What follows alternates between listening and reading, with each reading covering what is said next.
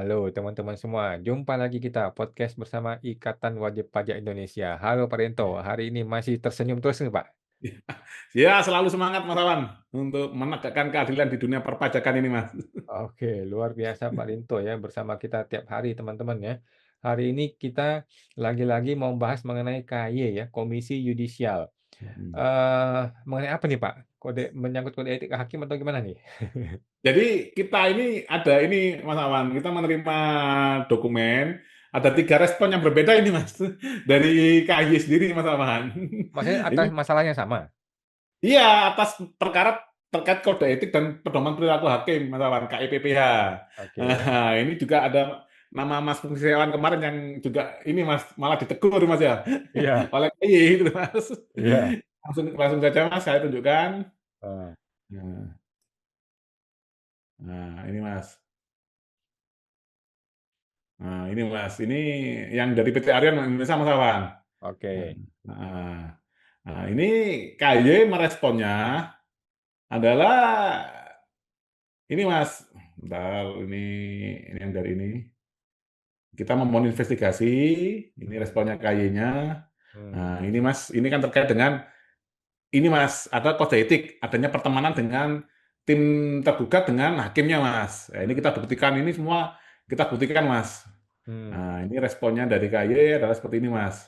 hmm. Nah, ini, Mas.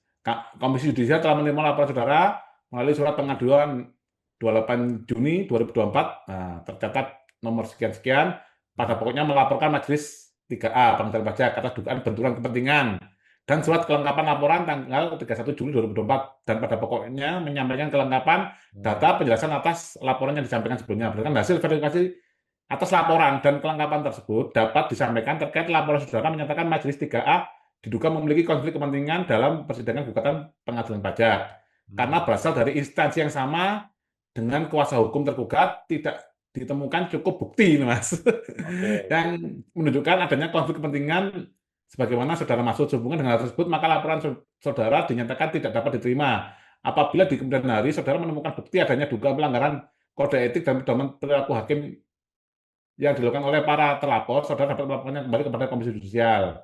Hmm. Nah, ini masalah. Nah, Oke. nah, jadi ini padahal bukti-buktinya sudah kita serahkan semua, Mas Awan. Hmm. Nah, nah, ini bukti-buktinya ini tadi, Mas. Nah, Hmm. pelanggaran kode etiknya adalah ini, Mas. Nah, ini buktinya, Mas. Nah, ini pertemanan di Facebook, Mas Awan. Hmm. Oke. Jadi ini udah terang benderang ini, Mas Awan. Hmm. Nah, terus ini yang dari Mas Fungsiawan sendiri ini, Mas. Hmm. Nah, ini tidak tahu ini Mas Fungsiawan tiba-tiba diberikan himbauan, Mas ya. Iya, nggak ada Diberikan kabar himbauan, tiba-tiba nih. Komisi Judisial sebagaimana tugas ini, Hmm.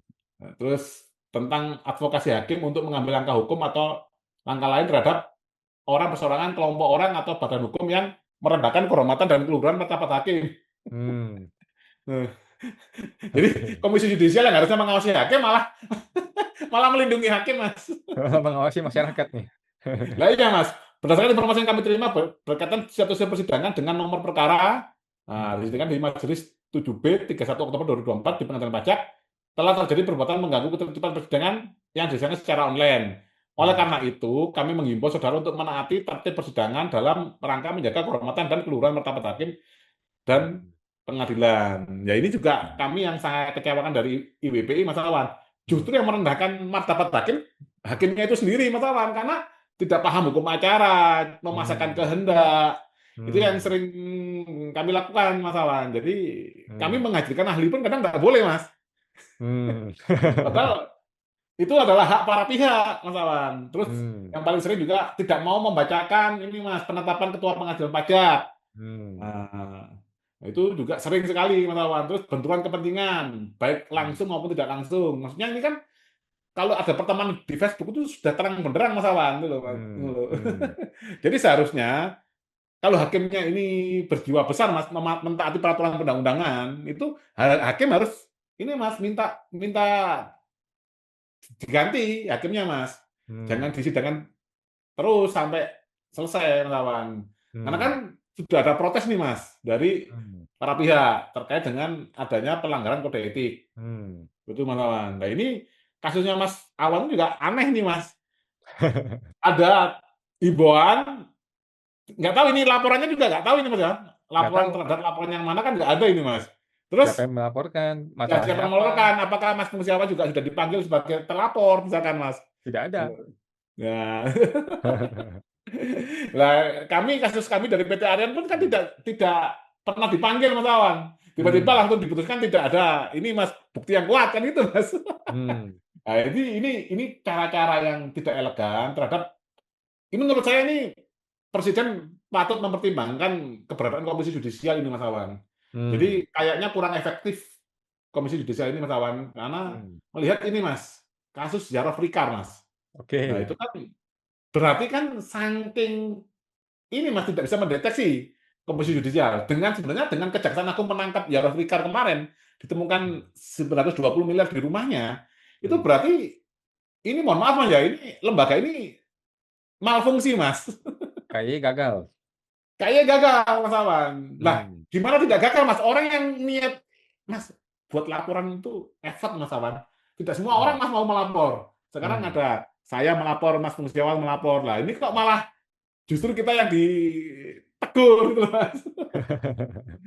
Nah, ini kita lihat respon yang berbeda Mas dari ini Mas Awan, dari Hmm. laporan atas Pak Rey ini Mas, Pak Alexander Rey Mas. Nah, ini Mas. Hmm. Hmm. Hmm. Ini nomor 1538 garing PIM garing LM titik Hmm. 05 garing 06 garing 2025. Hmm. Nah, ini dikirimnya 10 Juni Mas Awan. Nah, Hmm. dikirimnya 10 Juni. Nah, ini kepada Dr. Alessandro Rey, Hmm. Jalan Menteng Utama. Hmm. Nah, ini Mas, menindaklanjuti laporan terkait dugaan pelanggaran kode etik dan pedoman perilaku hakim dilakukan oleh Saudara Tri Andini Kusumandari SH SE AK MBT, Saudara Hafsah Febrianti SH LLM, dan Saudara Paulus Hatigoran Hmm. Pangaribuan SEMM selaku Hakim Pengadilan Pajak Hmm. yang memeriksa mengadili dan memutus sengketa nomor sekian-sekian yang telah terdaftar dalam register nomor 0054 garing L garing KY garing 5 garing 2024. Dengan ini kami beritahukan bahwa Komisi Yudisial telah melakukan pembahasan atas laporan yang dimaksud dalam sidang pleno Komisi Yudisial. Sehubungan dengan hal tersebut, bersama ini kami sampaikan fotokopi petikan putusan nomor 0054 garing L KY garing 5 garing 2024 yang dilegalisasi untuk diketahui terlampir. Oke. Mas Ketua Komisi Yudisial dan ini pelapor. Hmm. Nah, ini Mas petikan putusannya. Ini nama Hmm. telah memeriksa mengambil putusan atas dugaan pelanggaran kode etik. Nah, ini Mas Tri Andini, Hafsah Febrianti, Hmm. dan Paulus Hatigoran. Nah, Hmm. memperhatikan undang-undang ini, Mas. Ya. Nah, Ya. memutuskan ini, Mas, menyatakan telapor satu Tri Andrini Kusumandari terbukti, Mas Awan. Terbukti. Oke. Nah, Hmm. menjatuhkan sanksi ringan kepada telapor satu Tri Andrini Kusumandari berupa teguran lisan.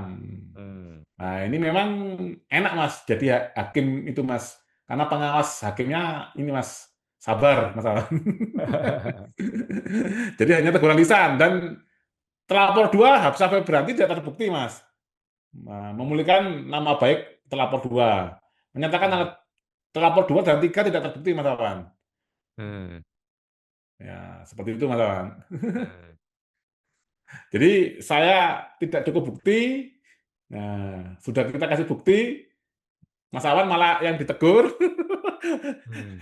Padahal Komisi Yudisial, ya bolehlah memang masyarakat bisa ditegur, Mas. Tapi kan, maksudnya gini, Mas, mana dia ini lembaga negara, dibayar oleh negara, ada rakyat lapor kan harusnya diperhatikan, Mas. Hmm. Ini malah dikasih himbauan itu, Mas. Nah, ya, ini tiga respon dari KY, Mas, terkait sengketa di pengadilan pajak, Mas Awan.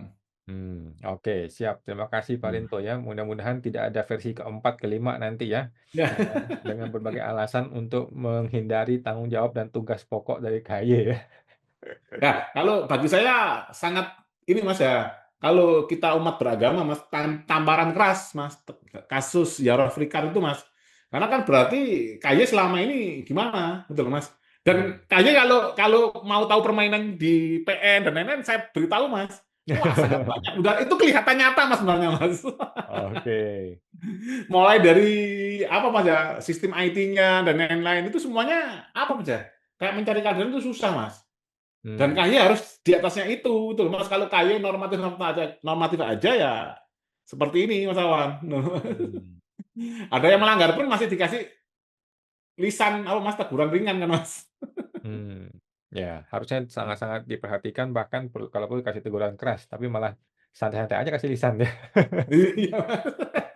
Lah kalau lisan ini kan nggak ada ketentuannya Mas Awan. Nah ini Mmm, lisannya sampai berapa kali, 10 kali ya dia ngelanggar terus nggak masalah Mas Awan. padahal kita sudah dirugikan kita ya. Wah, itu kita sebagai wajib pajak sudah dirugikan waktu dan lain-lain menemui hakim-hakim seperti ini, Mas Awan.